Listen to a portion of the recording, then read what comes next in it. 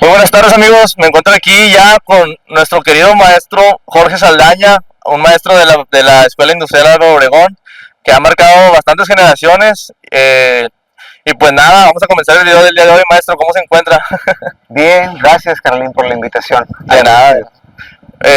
Ha pasado ya bastante tiempo desde que yo egresé de la preparatoria, pero yo en lo personal siempre he guardado un gran estimo hacia usted, que fue muy importante en esos últimos semestres donde tocó la materia de literatura, si mal no recuerdo, de literatura, y pues recuerdo que las clases donde todo el mundo se adentraba demasiado a la materia porque tenía algo diferente, la verdad, a otros maestros. Pues sí, pues ¿qué te digo? Rompía paradigmas. Mira, primero agradecido con la invitación. Sí. La idea de romper paradigmas yo creo que es importante no solamente en la educación, sino me atrevería a decir que en cualquier ámbito, ¿no? Okay, sí. ¿En qué consiste romper un paradigma, no? Sería como una pregunta a lo mejor como detonante, como para iniciar la conversación. Sí. Pues fundamentalmente consiste en tratar de intervenir la realidad misma, sí, aquello que uno está haciendo para tratar de presentar la misma realidad de una manera distinta, una manera distinta, es correcto. Maestro, ¿cuánto tiempo lleva usted impartiendo clases en la preparatoria Álvaro Obregón? Uy, buena pregunta. A ver, yo tengo, si mal no recuerdo, voy para 11 años. 11 años, 11 años, ya es bastante tiempo. Ya. Sí, 11 años, en donde he visto pasar un montón de generaciones. Es correcto, yo fui una de ellas. Exacto, sí. Y yo quisiera preguntarle, maestro, ¿qué fue lo que lo motivó a usted para iniciar el hecho de, bueno, no sé si tenía la idea alguna vez de llegar a ser docente? Desde que entró a la facultad, usted es egresado de la Facultad de Filosofía y Letras. Sí, es una buena pregunta, Carolina. Fíjate que esa pregunta solamente me la han hecho yo creo que como dos o tres veces en todo el tiempo que tengo como profesor. Ok. Si no me equivoco, eres la tercera persona que me la pregunta. Ok, ok. Mira, yo la respuesta que he dado en las 3 ocasiones en las que me han preguntado, sí. ¿Qué fue lo que me hizo convertirme en un profesor, no? ¿Cómo surgió eso? Yo diría que, primero que nada, me descubrí profesor. Sí. O sea, me descubrí en el momento profesor. No sabía que era profesor. Y no sabía que había en mí algo que tenía que ver con aprender de esa manera. Ok. Eso es lo que podría decirte como en un primer acercamiento. Sí. O sea, me descubrí en el aula, yo dije, ¿qué es esto, no? Okay. Es decir, había esa vez cuando debuté como profesor, curiosamente una profesora que tenía que ausentarse por un par de meses, sí. Fue a tocar la puerta del departamento donde yo estaba trabajando de manera administrativa, sí. Y me dijo, Jorge, me voy de incapacidad 2 meses, me gustaría que te quedaras con mis grupos. ¿Cómo ves? Es la materia de español. 2 meses. Español. Y claro, cuenta conmigo para lo que ocupes. ¿Cómo ves? Y sin pensarlo acepté. Sí. Estaba por ahí como en octavo de la carrera. Ok. Y dije, madre mía, ¿qué voy a hacer? Ah, todavía era estudiante. Claro, era estudiante. Pero alguien me dijo, o sea, ella me dijo, no me contestes, piénsalo. Y me quedé, no, dile que sí. Sí. No, dile que sí, acepté, preparé mis clases, cuando me presenta el grupo, les digo, yo voy a ser su profesor durante 2 meses. Ok. Empezó una sensación rara, ¿no? Muy rara, sí. ¿No? Me imagino. Un nervio que no te puedo explicar. Ok. El ritmo cardíaco se aceleró y se sigue acelerando, ¿no? Cada vez que estoy frente al grupo. Okay. Esa vez fue diferente. En ese momento yo descubrí que probablemente en mi vida iba a estar dedicada a la docencia. A la docencia. Ok, eso está muy interesante, la verdad, porque a veces uno no sabe de lo que es capaz. y de dónde sale, o sea, esa fuerza que usted menciona. Tengo entendido que está realizando actualmente un estudio, un doctorado, en base a un tema, así, una problemática que presenta cómo, de dónde vienen esas fuerzas dentro del cuerpo, o sea, de dónde sale esa intención de, en este caso, enseñar, o cómo lo presentaría. Bueno, claro, sí, en efecto, estamos realizando un estudio, estamos estudiando un doctorado en filosofía. Ok. Pero ¿sabes qué? En el fondo yo lo veo como un pretexto para seguir aprendiendo. O sea, nunca me he casado con un título, ni me entusiasman, ni me emocionan, sino que porque comencé a estudiar ya muy tarde. Sí. Yo inicié la carrera universitaria cuando tenía 29 años. Ah, no sabía eso más. Sí, o sea, yo me presenté 3 veces en la Facultad de Filosofía, 2 veces no acredité, no logré encontrar un lugar, sí. Ahora sí se dice, y en el tercer intento logré acomodarme. 29 años tenía, cumplidos, ¿no? Y de ahí para acá, digamos, no entré tan joven porque la generación con la que compartí aula tenía tu edad, sí, o menores que tú. Entonces, en realidad he visto el pasar de estos años, porque sigo estudiando, sí, como comentabas, como un pretexto para seguir aprendiendo. ¿No? Sí. No es que esté buscando como el título por el título mismo, no, sino la oportunidad de poder convivir con otras personas que tienen intereses similares a los que yo tengo, sí, y compartir. Básicamente tiene que ver con eso, no es el afán de el título por el título, ¿no? Es una experiencia, Carlín. Sí. Al final del día creo que es eso, una experiencia. Y sí, en el doctorado, quinto semestre. ¿Cuál es el tema central del doctorado que está estudiando? Bueno, a mí me interesa mucho saber cómo aprende nuestro cuerpo, ¿no? Ok, sí. ¿Por qué? Porque soy profesor y porque cuando estoy frente a un aula de clases y tengo 40 universos enfrente, sí, me cuesta trabajo pensar que esas personas que están frente a mí solamente, digamos, piensan. Piensan, ok. No sienten, piensan, ¿no? Entonces, la parte del sentimiento, como tú decías hace rato, sí, vamos, lo sensitivo, es un asunto que ciertamente es una unión, no podemos separar los procesos mentales de los procesos corporales. Okay. Hablamos de una unión. Van de la mano. Van de la mano, pero digamos que la tradición occidental, sí, para ir soltando como un concepto pesado, sí, sí, sí, ¿no? Que tiene que ver con nuestra cultura y demás. Sí, un tema más cultural. Somos occidentales y el occidental, la historia dice eso, ¿no? Los occidentales son muy racionales, en términos generales, sí, sí, para no generalizar.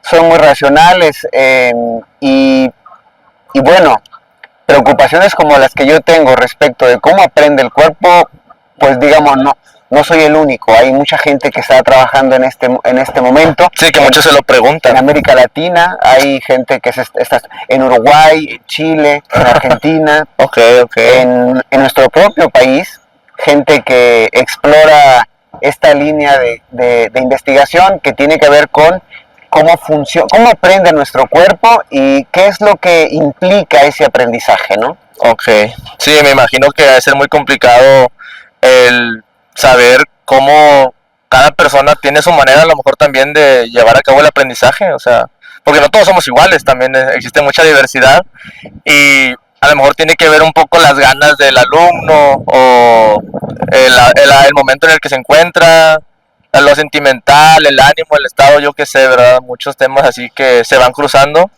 para tener un buen aprendizaje que se quede, ¿verdad? Coincido plenamente, yo creo que sí, has tocado un punto importante y sí, el proceso de enseñanza-aprendizaje es multifactorial. Multifactorial, sí. Hay muchos factores en juego y probablemente el cuerpo es uno, sí, de tantos, ¿no? Sí, es verdad. Ok, me imagino que es muy complicado, es un estudio muy interesante, la verdad. Maestro, y recuerdo yo plenamente que a usted en algún momento, bueno, es algo, un recuerdo vago que tengo de cuando usted me impartía clases, El tema respecto a la poesía, ese tema, ¿cómo afectaría a uno en su vida diaria? O sea, ¿cómo influye la poesía para ser alguien, pues, de bien, por así decirlo? ¿Cómo te motiva? ¿Para qué sirve? O la filosofía, esos temas que a veces mucha gente no le toma tanta importancia. La duda, ¿no? O sea, Uy, es una pregunta muy como que da para horas, ¿no? De sí, es mucha conversación. A ver, primero decir que la poesía,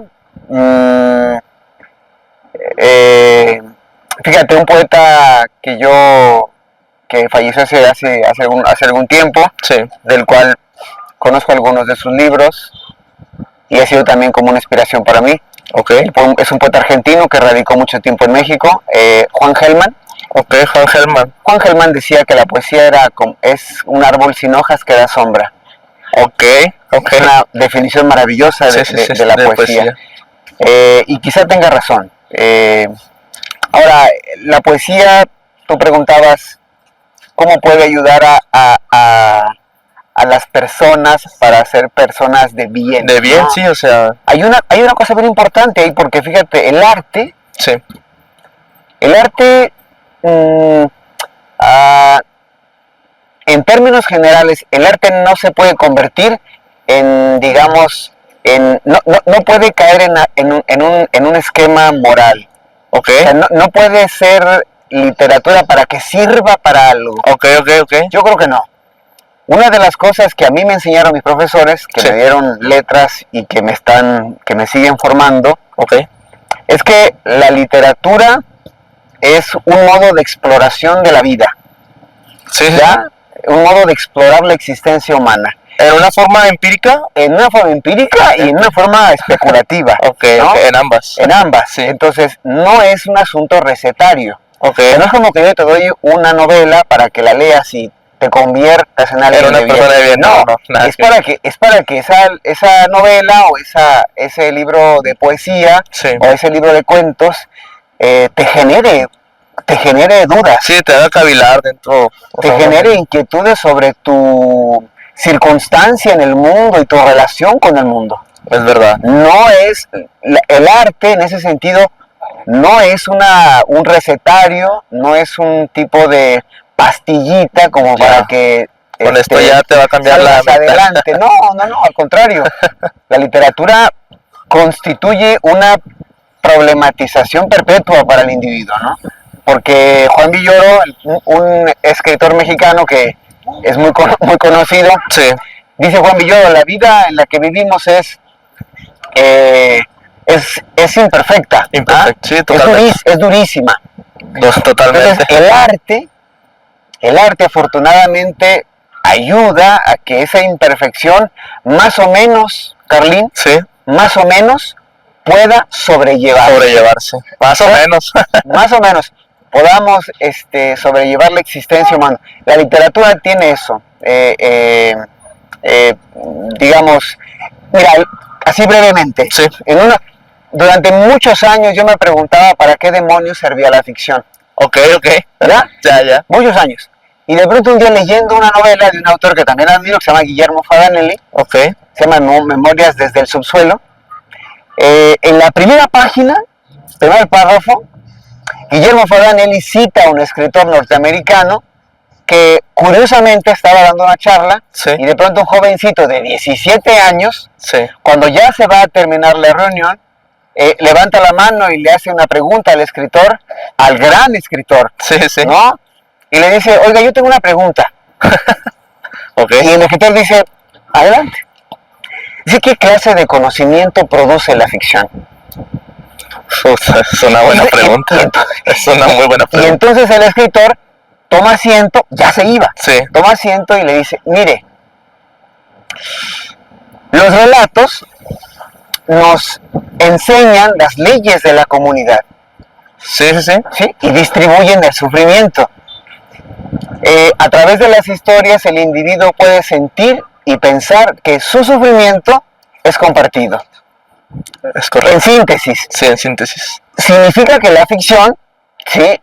Ayuda al individuo a reconocerse con otros individuos Ajá. y a a sentir y a pensar que lo que le está pasando ahora No nada más a él, no nada más le pasa a él. es algo compartido, es algo que todos hemos vivido, Es experimentado. algo que le pasa a otras A personas cualquiera le puede pasar. y entonces dejas de estar solo. Sí, en la soledad. Oye, sí, es muy buena definición. Bueno, entonces dije, ahora yo cuando escuché esa definición me quedé sorprendido porque me di cuenta del poder que tiene, en este caso la ficción, ¿no? Como Sí. un componente de la narrativa, si tú quieres, Sí, sí, sí, sí, sí. ¿no? Totalmente. Pero bueno, el arte tiene esa maravilla, Carlín. Y además, vamos a decir, hay que decirlo abiertamente y para Para el público. para el público que nos amablemente te escucha. Sí, sí, sí.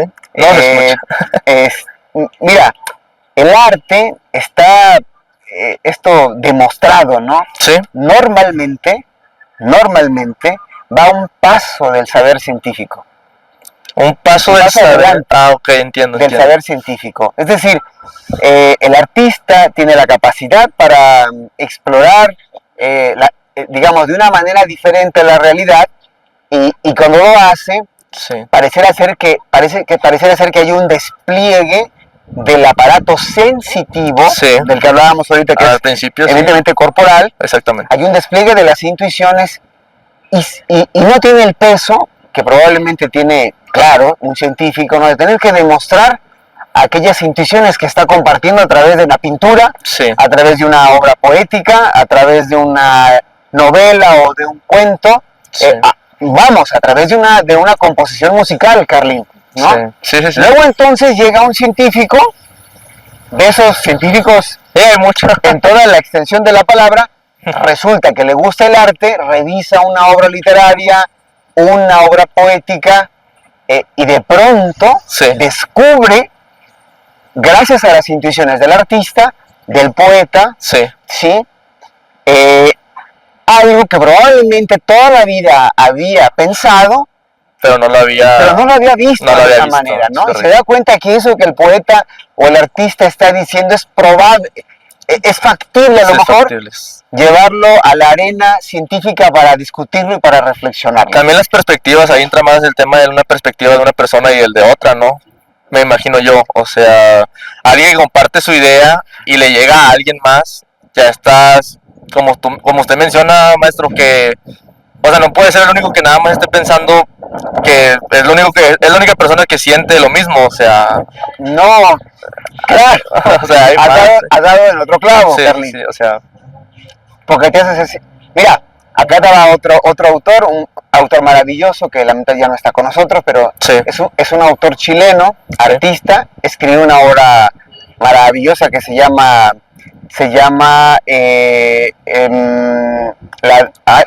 se me fue el nombre. Bueno, el autor se llama Adolfo Kuff. ok, ok, Adolfo Kuff fue un pintor chileno, fue un escritor también, y en una ocasión lo entrevistaron, Adolfo Kuff, sí, y le preguntaron lo siguiente, lo que tú acabas de decir, ok, pero con palabras, él mismo con palabras. pero parafraseé. Él decía que el arte, la creación en términos generales, tenía que ver con la capacidad del artista para poder crear un universal. Ok, ok, sí. Un universal. Y entonces le dice el que lo entrevista, ¿qué ¿Qué significa? quiere decir el ¿Qué universal? significa el concepto de los universales en el arte? Sí, Y me dice Adolfo Kuff, sencillo, un universal es aquello que me ha pasado a mí, sí, pero que también te ha pasado a ti. realmente pasa. Sí, sí. No importa en qué lengua se diga. Pero eso en el arte, Carlín, es muy difícil hacerlo. Incluso se puede, o sea, compartir el sentimiento de una experiencia, por ejemplo, todos hemos tenido, por ejemplo, por así decir, un nudo en la garganta. O sea, no es algo que nada más le pase a alguien, es algo que muchas personas lo han vivido, pero a veces el artista, como usted menciona, por ejemplo, lo puede transmitir en base a, o sea, de forma en una obra, ya sea literaria, una pintura, etcétera, etcétera. Y pues ahí es cuando tú te das cuenta de que no soy el único que lo ha sentido, o sea, y esto me lo vuelve a confirmar, por así decirlo, ¿no? Sí, bueno, a mi mente viene otro autor. Sí. Sí. A mí me resulta hablar sin citar, porque realmente no tengo un pensamiento propio todavía. Uh-huh. Y es válido. No lo tengo, estoy como en busca de él. Lo que tengo son citas, son referencias, ¿no? Pues es que eso está muy bien, porque tal cual hay mucha diversidad, o sea, volvemos a lo mismo, o sea, tanta diversidad que existe en el tema de, por ejemplo, la filosofía, que a fin de cuentas la filosofía significa esa búsqueda del saber, ¿no? O sea, claro. El amor a la sabiduría. Me recordaste a Fernando Pessoa, Okay. para el público que nos escucha. Sí, Fernando Pessoa. Es un poeta portugués. Sí. Fíjate, y tiene un libro precioso que se llama Libro del Desasosiego, que es una garantía el texto. Okay. Fernando Pessoa en una línea de ese texto dice que la gente se enferma, Carlín, sí, a propósito del nudo en la garganta, okay, sí. La gente se enferma a menudo por no saber ponerle palabras a aquello que siente. Ah, sí lo había escuchado antes, tiene toda la razón. Y me parece que Fernando no se equivoca, es verdad. Entonces, la pregunta es, ¿cómo lograr, cómo aprender a ponerle palabras a aquello que uno lleva por dentro? Eso es realmente difícil, ¿no? Sí, totalmente. Pero yo pienso, a título personal y desde mi experiencia, sí, que sin duda el arte, la literatura, ajá, la poesía, la pintura, la música, la escultura, sí. El teatro, por el amor de Zeus y de es la forma que tenemos de Atenea. Sí. Es una forma de explorar, digamos, nuestras propias dimensiones sensoriales, de expresarnos y de hacernos de un acervo lingüístico para aprender a ponerle palabras a aquello que llevamos dentro, ¿no? Entiendo. Maestro, porque ya se está acabando el tiempo, para concluir, una pregunta que la verdad me interesa bastante. Un libro que usted recomiende, que en lo personal a usted le haya cambiado su perspectiva, o sea, que usted diga, este libro, y también de qué, o sea, ¿por qué, verdad? Un libro, ¿verdad? O ya sé que tiene demasiados. Uy, pero uno de sus favoritos, y que pueda explicar así brevemente la razón por la que, o por qué le puede tanto ese libro en especial. Mira, un libro, hay un autor que en lo personal yo lo considero, pues sí, así lo considero una especie como un parteaguas en mi vida como lector. Un parteaguas. Yo creo que sí, y se me hace que lo trabajamos en clase cuando te vi hace mucho. Sí, hace mucho, sí. José Saramago. Ah, Saramago, sí lo conozco. Mira, cualquier obra de Saramago. Cualquiera, pero cualquiera. Yo te puedo citar acá varias. Sí. Pero de las que a mí más me conmovieron hasta las lágrimas, así te lo digo. Okay. Hasta las lágrimas, hay una que se llama Memorial del Convento. Ah, ese no lo he leído. Historia de un amor maravilloso. Memorial de un Memorial del Convento. Del convento. Sí. Okay. Los personajes centrales es Siete Soles y Blimunda. Okay. Sí, pareciera que la historia de Memorial del Convento gira en torno a Siete Soles, el nombre de un personaje, y Blimunda. Un amor extraordinario. Por humano. Por humano. O sea, no es perfecto, es humano. Es humano. Es tremendamente profundo. Y esa novela a mí me arrancó lágrimas como no tienes una idea. Y así podría seguir con Saramago. Ensayos sobre la ceguera. Intermitencias de la muerte. Intermitencias de la muerte. Muy buen libro.